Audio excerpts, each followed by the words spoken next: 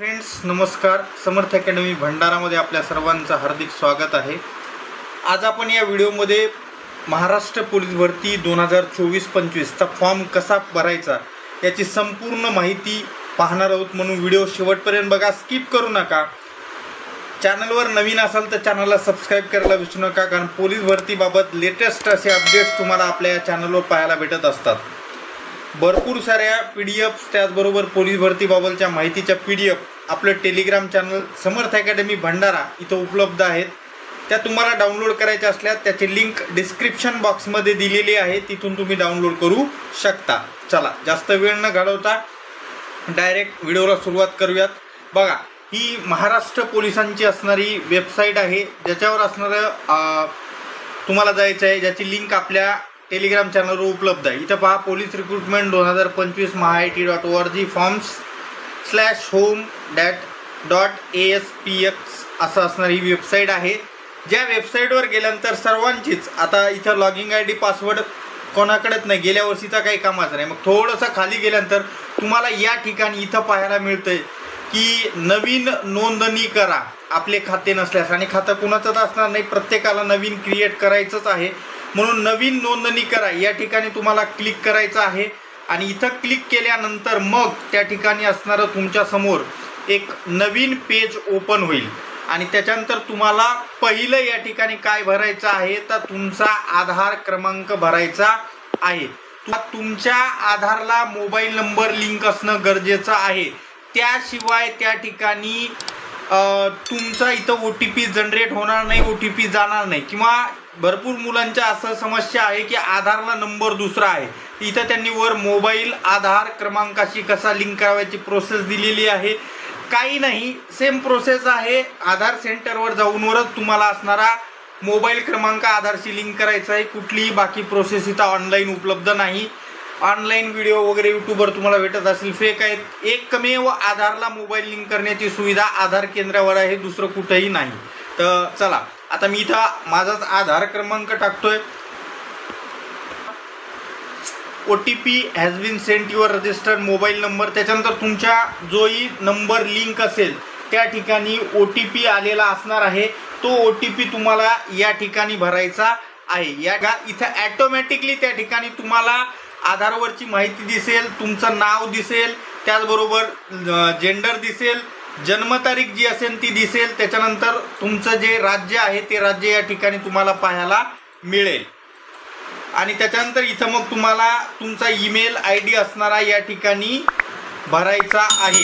ठिकाणी पुढची स्टेप काय तर त्या ठिकाणी असणारा तुम्हाला तुमचा पासवर्ड निवडायचा आहे, जो तुम्ही पासवर्ड त्या ठिकाणी ठेवणार आहात तो पासवर्ड या ठिकाणी तुम्हाला ठेवायचा आहे। पण भ्रमणध्वनी क्रमांक तुमचा जोही मोबाईल नंबर तुम्हाला चालू स्थितीत आहे तो जो आधारला लिंक आहे तोच टाकला तर चांगलं राहील। त्याच्यानंतर पूर्ण नाव इंग्रजीमध्ये टाकायचं आहे, स्वतःचं नाव, वडिलाचं नाव, आणि त्याच्यानंतर आडनाव टाकायचं आहे, उलटं नाव टाकू नका। जे बी जसं तुमचं सरळ नाव आहे, जे सुरुवातीला तुमचं फर्स्ट नेम, त्याच्यानंतर मिडल नेम, आणि त्याच्यानंतर त्या ठिकाणी तुमचं आडनाव टाकायचं आहे।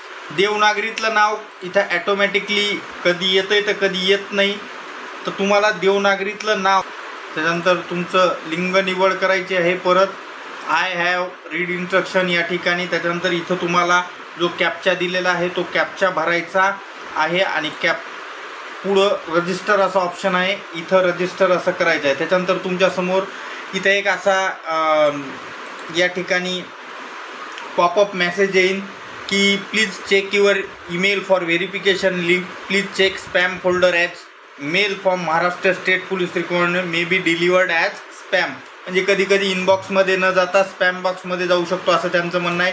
याला ओके करायचं आहे, आणि त्याच्यानंतर तुमचा जो ईमेल असेल त्या ईमेलवर जायचं आहे। ईमेलवर गेल्यानंतर तुम्हाला असा मेल तिथं पाहायला मिळेल, त्याच्यानंतर तुम्हाला या जे ब्ल्यू लिंक आहे इथं याच्यावर टच करायचं आहे। याच्यावर टच केल्यानंतर तुम्हाला पुढं एक विंडो ओपन होईल, आणि तिथं तुम्हाला लिहिलेलं दिसेल की तुमचा ईमेल सक्सेसफुली व्हेरीफाय झालेला आहे, तुम्ही आता लॉग इन करून त्या ठिकाणी असणारं पाहू शकता।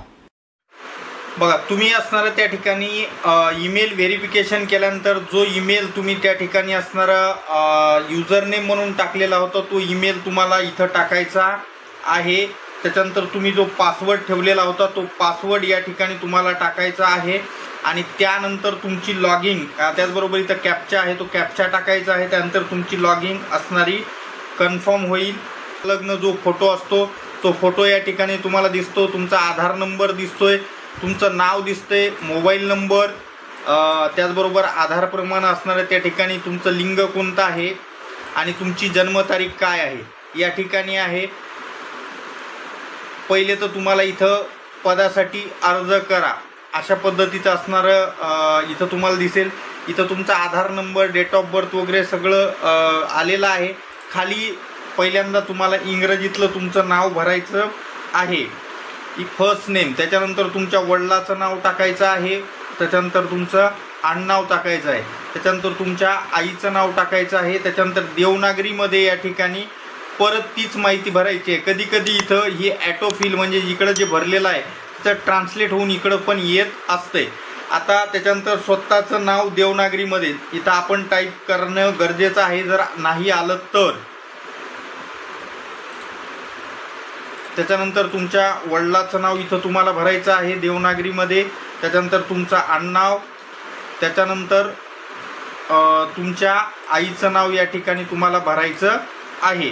तुम्हाला पद सिलेक्ट करायचे पोलीस कॉन्स्टेबल. जर तुम्ही पोलीस कॉन्स्टेबलला भरणार असाल तर, ड्रायव्हरला भरणार असाल तर driver, constable, SRPF, police band fan आणि प्रिझन एवढे असणारे ऑप्शन तुमच्यासमोर अवेलेबल आहेत. आपण पोलीस कॉन्स्टेबल कुठला गट निवडायचा आहे, जोही तुम्हाला त्या ठिकाणी जिल्हा निवडायचा आहे तो जिल्हा तुम्हाला या ठिकाणी जसं की CP असेल किंवा SP असेल जेही तुम्हाला असणार निवडायचं आहे ते तुम्हाला या ठिकाणी दिलेलं आहेत. इथं तुम्ही पाहून, जसं मी SP भंडारा करतोय आणि त्याच्यानंतर पुढील पृष्ठ. त्याच्यानंतर इथं या सगळ्यांना बायपास करण्यासाठी जसे इथं अंशकालीन माजी सैनिक, जर तुम्ही असाल तर त्याला होय करा. पण मला सर्वच ऑप्शनला नाही करायचं आहे तर मी काय करेन, एखाद्याला हो करेन म्हणजे बाकी ॲटोमॅटिकली नाही होत आहेत. हा एक शॉर्टकट आहे. आणि नंतर ज्याला होय केलं होतं त्याला पण नाही करायचं, म्हणजे जेणेकरून तुम्हाला हे डॉक्युमेंट हे जे ऑप्शन आहेत हे प्रत्येकाला नाही नाही नाही करायची गरज नाही. त्याच्यानंतर आपला प्रवर्ग काय, कोणत्या प्रवर्गातून तुम्हाला अर्ज करायचा आहे. त्याच्यानंतर तुमचं जात प्रमाणपत्र जे आहे त्याचा जावक क्रमांक तुम्हाला या ठिकाणी टाकायचा आहे. शिक्षण काय, 12वी. त्याच्यानंतर उत्तीर्ण प्रमाणपत्र क्रमांक. आता इथं बघा, भरपूर मुलांनी गेल्या वर्षी आपले जे मार्कशीटचा नंबर असतात तो टाकला, चालून गेला, असं काही बंधन नाही. पण जर तुमच्याकडे 12वी पासची पासिंग सर्टिफिकेट असेल तर त्या पासिंग सर्टिफिकेटचा जो नंबर आहे तो टाकणं इथं गरजेचं आहे. कारण पुढं जाऊन तुम्हाला कुठलीच रिस्क घ्यायची नसेल तरी जे इथं विचारलंय त्या हिशोबानं फॉर्म भरा. बाकी असणारं तुम्ही इथं तुमच्या मार्कशीटचा जरी नंबर टाकलात तरी एवढं काही असं वेगळं होणार नाही. पण रिस्क नको असेल तर त्या ठिकाणी तुम्ही पासिंग सर्टिफिकेटचा नंबर टाकलेला कधी पण योग्य आहे. जन्मतारीख टाकायची आहे. वर दिलेली असताना पण परत या ठिकाणी भरणं गरजेचं आहे. त्याची जे गणना आहे ती ॲटोमॅटिकली या ठिकाणी येत आहे. त्याच्यानंतर तुमचा पत्ता जो बी आहे तो, जसं वेगवेगळा पत्ता परत भरू शकता. त्याच्यानंतर पुढील पृष्ठ घ्यायचं आहे. त्याच्यानंतर तुमचा धर्म इथं सिलेक्ट करायचा आहे. तुमची जात कोणती आहे ती इथं या ठिकाणी सिलेक्ट करायची आहे. पोटजात वगैरे असेल तर पोटजात. तुम्ही सध्या निमशासकीय सेवेमध्ये आहात का, नाही. महाराष्ट्राचे आदिवासी होय. कर्नाटकचे असाल तर कर्नाटक करा. तुमचं जे डोमिशियल आहे त्या डोमिशियलचा नंबर तुम्हाला इथं टाकायचा आहे. डोमिशियलचा नंबर टाकल्यानंतर ते डोमिशियल कधी काढलेला आहे त्या डोमिशियलच्या असणारा डेट तुम्हाला या ठिकाणी टाकायची आहे. याचं होतं तुम्ही नॉन क्रिमिनलमध्ये मोडता का, होय. तुमच्याकडे विविध प्रमाणपत्र आहे का, होय. असेल तर तुम्हाला इथं परत त्याचा काय टाकायचा आहे, नंबर टाकणं गरजेचं आहे. नंबर टाकल्याशिवाय पुढं जाणार नाही हे लक्षात ठेवा. मी डेट टाकल्यानंतर पोलीस शिपाई पदाच्या भरतीसाठी विहित केलेली शारीरिक अर्हता ऑफकोर्स होय करायचं आहे. या ठिकाणी तुम्हाला शारीरिकदृष्ट्या सक्षम आहात का, होय. NCC वगैरे असेल तर, C सर्टिफिकेट असेल तर होय करायचे. तुमच्याकडे हलके मोटर LMV परवाना आहे का, होय.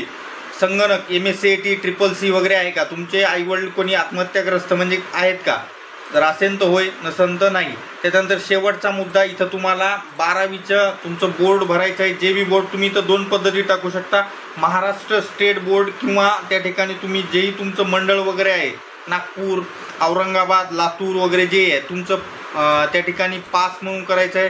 त्याच्यानंतर तुमचं पासिंग इयर या ठिकाणी हे करायचं आहे. त्याच्यानंतर तुम्हाला किती मार्क भेटले होते ते मार्क या ठिकाणी तुम्हाला टाकायचे आहेत.